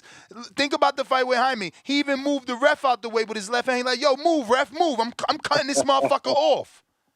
Telling you, man, it's different. You're right. I'm just saying, I haven't seen the power from David. You're going to have to back up Canelo. No, me neither. I haven't seen the power but we from him saying to the be able to same do thing. that. We saying the same thing. We just saying it different. He's not a knockout guy. But he could back Canelo up. You kidding me? He's going to maul him. Bro. I think the only way he'll back Canelo my up. Dude, that dude is a heavyweight. Look at him. He's a heavyweight. How can he Right, not back up 220. Canelo? He's 220. On God, he's 220. But like I said, the only way Canelo will move back is if he wants to, especially with Benavidez. He felt the best of the best power with Triple G and took his best shot. Jaime pushed him back. Jaime threw a flurry. A big flurry made him shell up. And remember, he landed that right hand. My man neck was about to come off. He backed up into them ropes. Not because he wanted to, because he had to. I know exactly which right hand you're talking about. That right hand was probably his only effective shot of the night. To me, I gotta watch it back. Beautiful I know I gotta shot, watch though. it back. I'm being a biased Canelo fan, but that's the only effective shot that I saw Jaime throw. When Canelo was touching that body, he was having Jaime drop that right automatically. Right when he touched that body, he coming right down with that elbow to the right. So Canelo really could have. Go ahead. No, go ahead, my bad. Yeah, I feel like Canelo really could have ended it. But he was, one, showing mercy, or he didn't want to get deep into his bag. I don't feel like he wanted to do that in front of Tijuana and Jalisco, too. Especially Tijuana. Oh, man. So, yo, y'all wildin'. You the second I don't caller. know. You the second caller with this Canelo had mercy shit. Y'all better stop. He just ain't a finisher. That's not his thing. Not in his not in the late, this stage of his career. But let me get to some other callers. I got keep on putting that work. I'm gonna tap back in. What it do? Yo, I'm audio. You hear me? Okay. You gotta let me burn for a little bit. Canelo look good. Where I see the age in this is not his reaction time, but his decision-making time. Like just a tad slower, as you get older, like processing. He's not off the cliff yet. He's nowhere by any means off the damn cliff. Jaime gave a good account of himself. And I agree and disagree with David. David's going to back him up early. It's if Canelo can get enough body work in so that backing up stops in the later rounds. That's what he has to do. But I don't see nothing special from David where David's just going to overwhelm and stop an elite level fighter when he hasn't done it yet at Canelo's level. But we're going to get that fight, not next. But you know what you need to do next? Hit my music. You know what music? Oh, we ain't got it in Vegas. Florida soundboard. I'm waiting for the producer to resend it.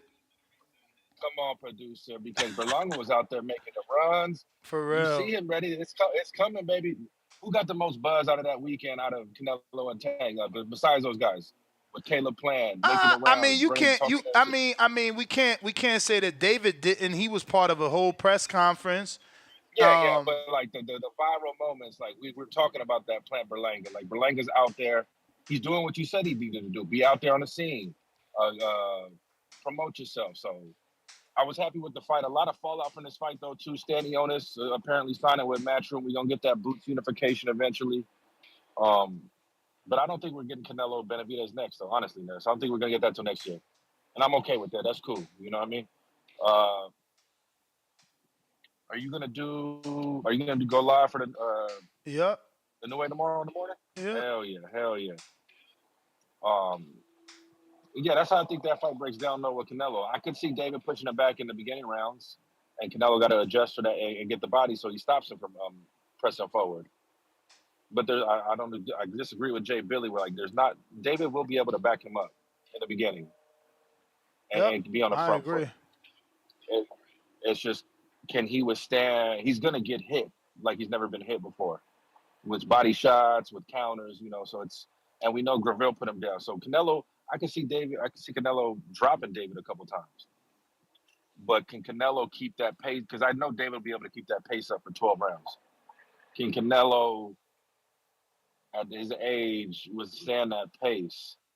And I do think he was playing with his food a little bit in a few rounds, like my boy Ron Boy Fresh said. Slim was playing with his food. He could have got Jaime out of there a couple times. For whatever reason, he didn't. Do you think we get Benavidez next? Honestly, not the optimisticness. They're just like the living reality-ness. I mean, yesterday's interaction between Canelo and Benavidez certainly has given me way more hope. He's acknowledged them, and the gestures that he was making can only be interpreted like, you in the ring next. What else? What else was all the pointing at David and pointing to the ring mean if not you are next? That's fun stuff, and let me close out with this. David got to do his job. You can't have a tough fight with Gavos. They can expect that turnaround. And your boy's got one more shot at glory. Ness. He's now the main event. Your boy Wilder and Big Bang Zhang. Are you conflicted in that fight, or are you going with Zhang? Because this was the Wilder voice. Yeah, no. I don't know right now, man. I mean, I think I am leaning Zhang, though. I mean, Zhang is at least not gunshot. Like, going into a Wilder fight, you have that in the back of your mind. Like, is he gonna let his hands go? Yeah, no, I feel that though. Like, but it's a shot to get back right up there, man. But that's my call. I'll chime in later with a counter. All right. Keep doing your thing, man. Caesar, what up?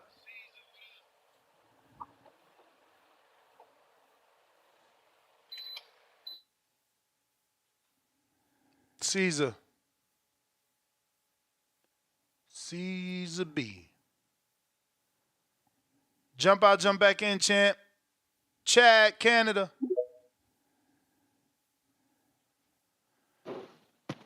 Hey, good morning, Ness. What up, my brother? Good morning. Been a while since I've called in. Just kind of wanted to say what's up. Did you watch the fights?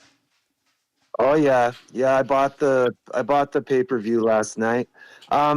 I mean, a lot of great things have been said already. I don't feel like I can add too much, but I thought overall Jaime did better than I expected him to be honest.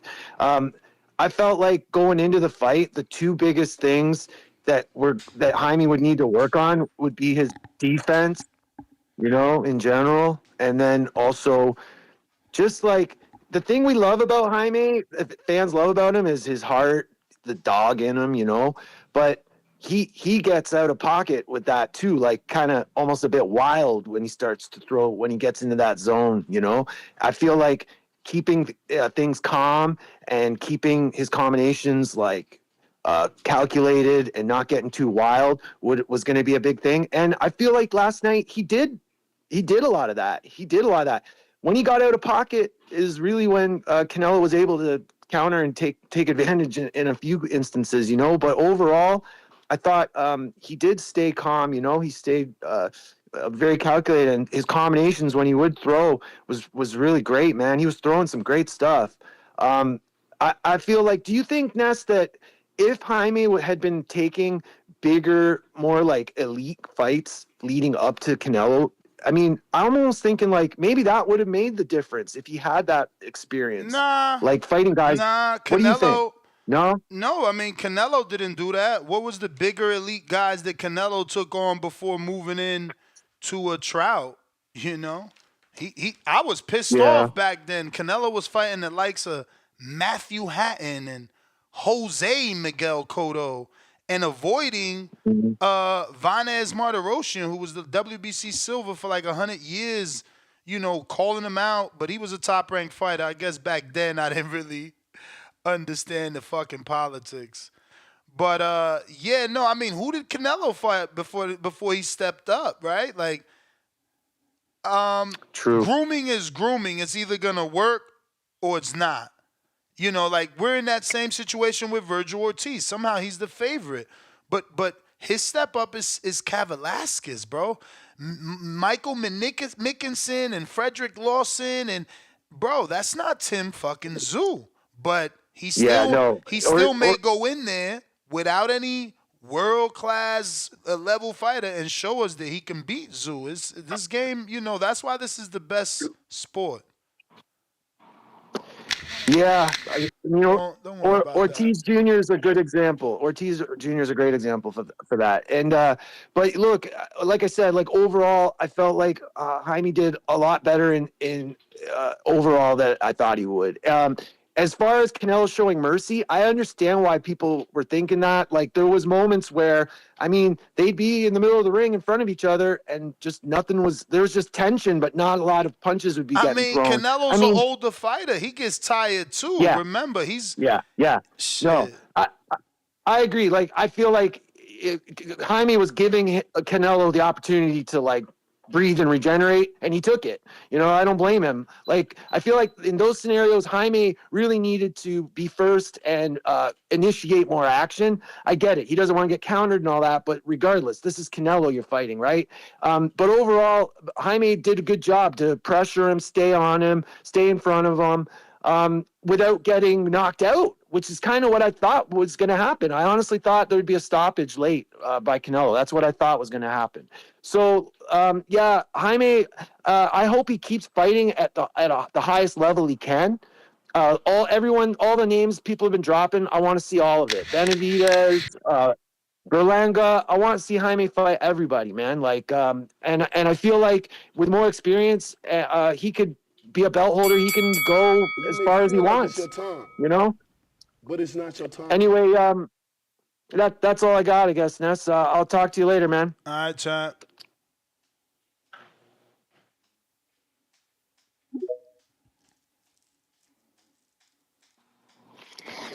Oh, what's new, man? It's your boy Two-Tone Superstar. Please say the superstar. Ness, you see that ass whooping Kendrick giving Drake right now?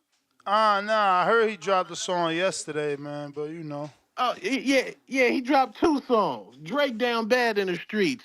Salute L.A., my man L.A. Drew in the building. I know Cali out there sea walking right now, blood walking. L.A. back, Drake down real bad right now. Respectfully, well, disrespectfully, pedophile Drake, respectfully. Yeah, man. I've said this before. Canelo beating David Benavidez would be the greatest victory of his career.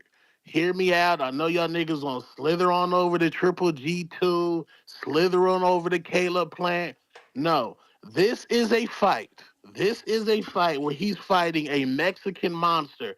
Bigger man, taller man, doesn't get tired, throws combinations.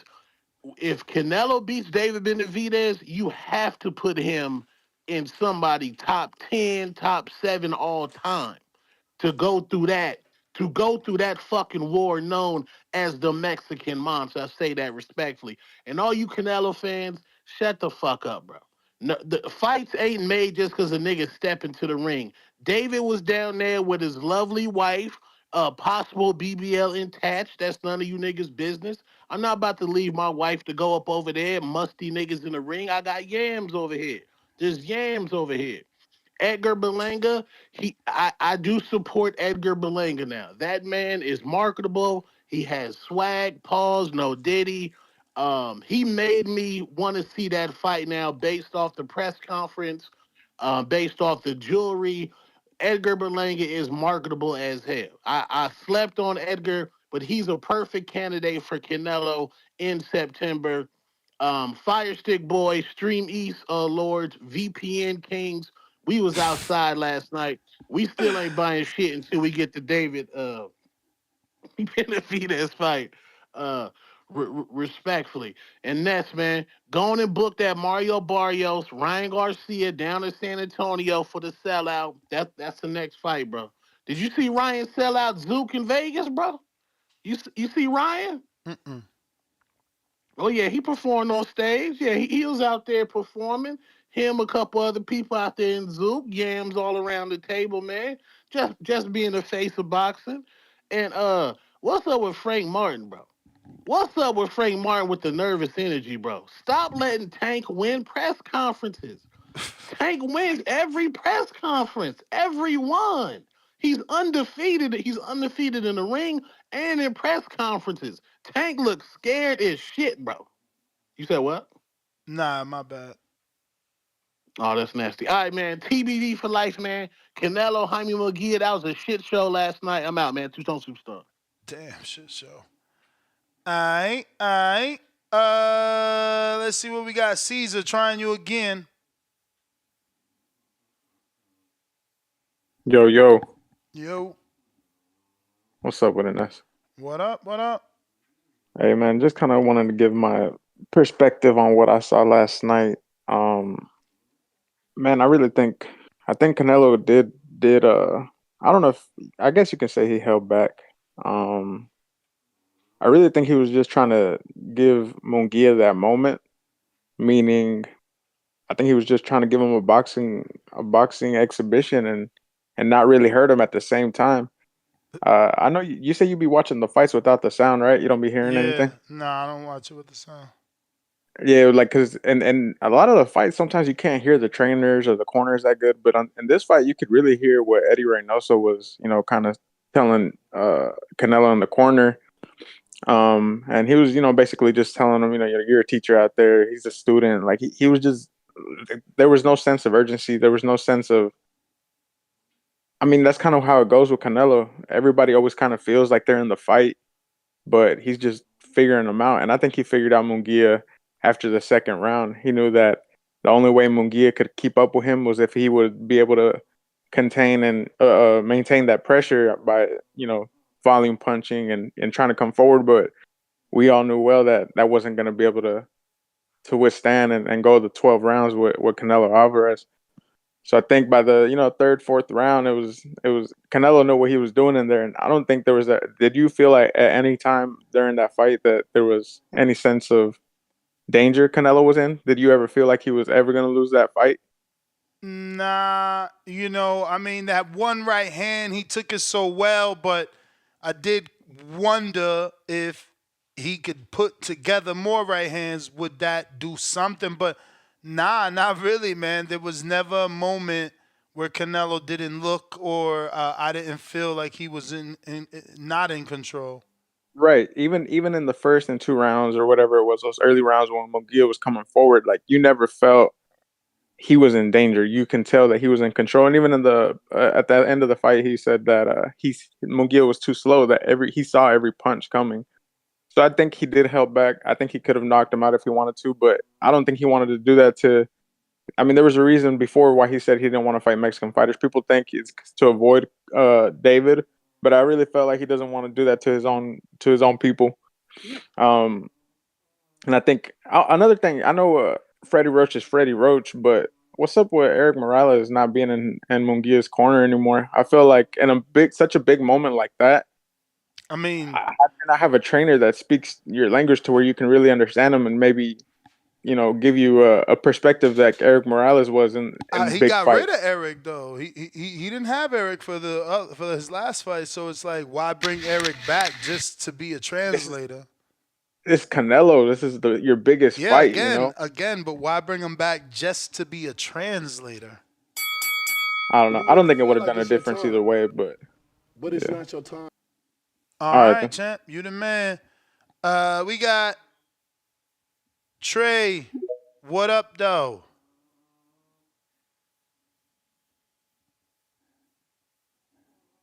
Trey, gotta unmute. We got Julio Guzman, $2. Sorry, but I felt Canelo held back. 10 thumbs up. Blessed LA, $5. It was a party in LA. Kendrick, Merk Drake, and Canelo won. Fire emoji. Tevis Smith, $10. Edgar Berlanga having a magnificent jewelry is now what makes him the guy to fight Canelo. Is this where boxing at? Hand on face emoji. Trey, you want to unmute or we moving on? All right. Fats, what up?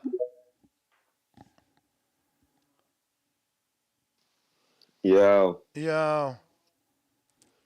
yeah, that was a good fight last night. That was a good fight. I just caught the main event in the Barrios fight. How Barrios let that dude swell his eye up like that, man? God damn, I couldn't even. Bro, that's I ain't even Maidana watch the brother. That's screen. Maidana brother. Why you acting like, he ain't a puncher? Man, Mario should He have mopped that Argentine nigga off too. the floor, man. What you mean? Mario, He dropped him, didn't he? yeah, he dropped him. He All dropped him. right, I ain't saying. yo. I ain't. Everybody don't Come get on, knocked out. I'm not saying that. I'm not saying that. But damn, he let this dude close his eye. He supposed to close the show, man. Barrio's supposed to get that dude up out of there, but he still got the victory though. You know what I'm saying? I'm just saying though, god damn, you saw his eyes. I couldn't even look at the screen when he was talking. I said, boy, god damn, that motherfucker look like he's talking to me. That motherfucker was so fat and big. Like, damn. Like, move your head more, Barrios. God damn, I'm tired of seeing you take them dumb ass shots like that. But Who do Barrios move his head more than Stanionis? I mean a little bit more. Sanionis is like he don't move his head at all. But Word. Saying Jonas don't move his head at all, man. He Shit, like catching them shits on the arms or something. He funny. yeah, man. I don't know, but good fight though, man. I had Canelo winning 114, 113. I had it scored 6-6. Yeah, it was a good fight. It was a good fight. I think one of the judges had it 115, 112. Another judge had it 116, 111. So that score seemed about right to me. I see these dudes saying 9-3 and all this shit. I ain't see that. I don't know what they saying. I mean, that was a good close fight than people think. Jaime did his thing, and you know what I like about Jaime too. You know what I mean? Jaime ain't make no excuses. Jaime knew he came up a little short. You get what I'm saying? He definitely came up a little short. And the experience, and I said that experience was going to play a factor. But I am impressed with how he stood in there. People saying Canelo held back, but I don't see that. I think Jaime later on in the fight started keeping his his hand up more. He kept dropping that hand, getting caught with the left early in the fight. And he fought a good fight, man. I mean, Canelo respected his power too. So, he gained a fight, man. I think he gained a lot of respect and a lot more fans last night because I was surprised. Like when I was watching him come down the ring, I was like, damn. I was like, I don't know, yo. Like Jaime might get a little nervous when Canelo start coming out and that crowd being the uproar, but that wasn't the case, man. That crowd was kind of 50-50, like on his side too. Like they was. I thought at some points in the fight, like they was kind of gunning for him to win. It seemed like, you get what I'm saying. But that definitely was an exciting fight. Like Jaime definitely gonna be a tough fight and definitely a good out for anybody at that weight class for sure. I appreciate the call.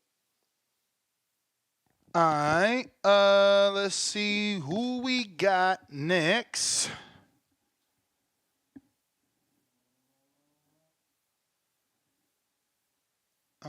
If you're watching this on YouTube, don't forget to hit the thumbs up. And subscribe. We need about another 300 subscribers to get to 211,000 subscribers, and we can only get there with your help. You need your assistance. So if you haven't already subscribed, please do so. And if you did, go ahead and tell someone who hasn't to do so. So tell a friend to tell a friend. And if you've done that, then grab your child's device and subscribe too. I need numbers. Numbers is power. Chris C, $2. Canelo didn't held back. He just lost the step. It's hold back, champ. Jojo, Ness, stop saying Keller Plant smacked Nello. He clearly dodged. Yeah, right. Yeah, right. There was so many still shots of that hand hitting that face. These Canelo man fans, they can't stand that Canelo got smacked. Like, they look, yo, it's okay. He fucking countered, right? He looked great doing it. Nike Hendricks, what is up?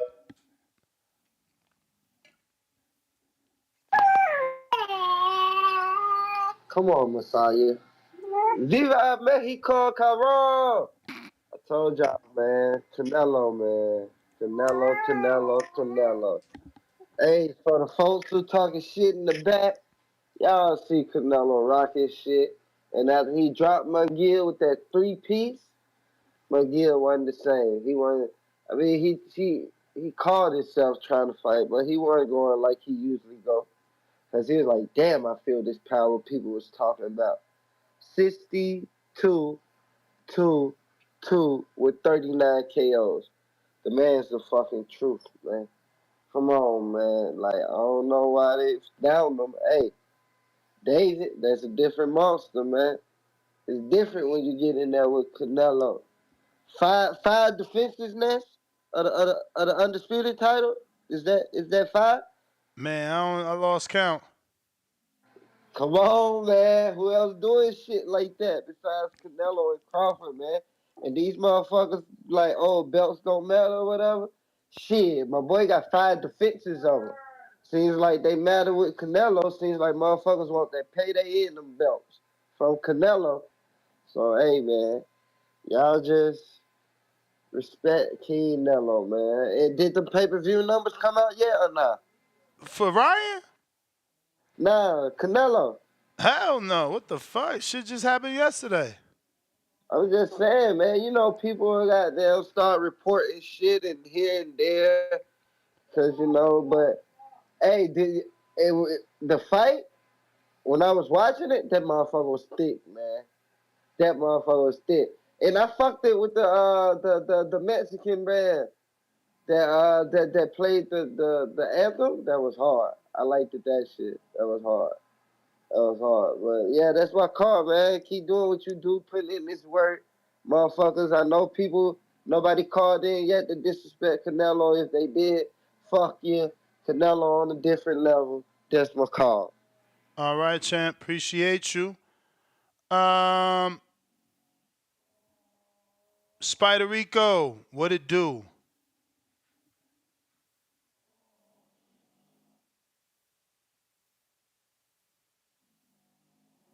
Spider Rico, what it do? You there? Champ, you gotta unmute. I see you muted.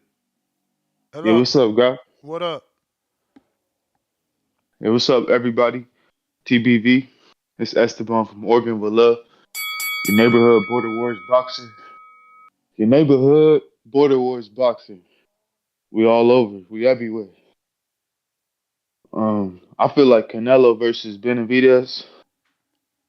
That's gonna be like, for some reason, Canelo got really long arms, but he not that tall of a man.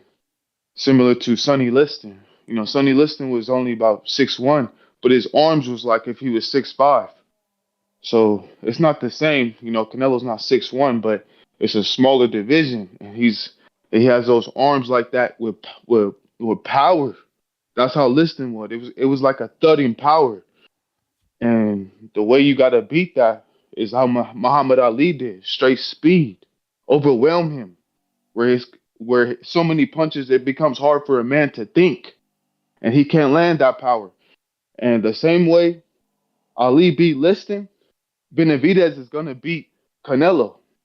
So all this Canelo, even when they led up to the fight, they still thought Liston was gonna beat Ali because he was so powerful. He's gonna hit you so hard. Nah. None of that is gonna overwhelm Benavidez. He's gonna be like Muhammad Ali. Simply. That's what I believe. And I also called him to say, I pray for we and me. That Allah guide us to ways of peace and safety. The straight way, never to go astray. All right, y'all. I'm gone. Esteban, appreciate you. We got to everyone. That's GTO, Instagram, and Twitter. Catch me on the next one tomorrow morning, 6 a.m. Pacific Standard Time, 9 a.m. Eastern. Arrivederci.